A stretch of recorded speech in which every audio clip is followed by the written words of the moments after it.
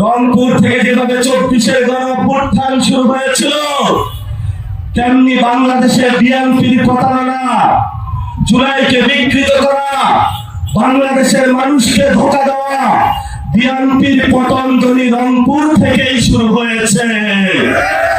তারা আমাদের চোখে চোখ রেখে বলে, আমরা দাঁড়িয়েছি 17 বছর খাইনি, এখন বাস স্ট্যান্ড থেকে খাবো, ট্রাক স্ট্যান্ড থেকে খাবো, আওয়ামী লীগ থেকে খাবো, ভারত থেকে খাবো, একটু আমাদেরকে খাইতে দাও।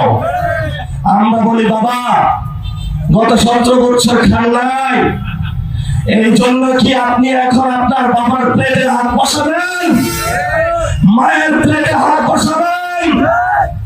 যে মানুষগুলো গত 17 বছর যখন পালিয়েছিলেন, আপনাদের বিভিন্ন ঘরে তাদেরকে আশ্রয় দিয়ে নিরাপদ করেছেন, মসজিদে আশ্রয় দিয়েছেন, মন্দিরে আশ্রয় দিয়েছেন, আপনার ধান খেতে লুকিয়েছিল, আওয়ামী লীগ এসেছে, পুলিশ এসেছে, বলেছেন এখানে কোনো বিএনপির লোক নাই, জীবনের রিস্ক নিয়ে আপনারা তাদেরকে নিরাপদ রেখেছেন।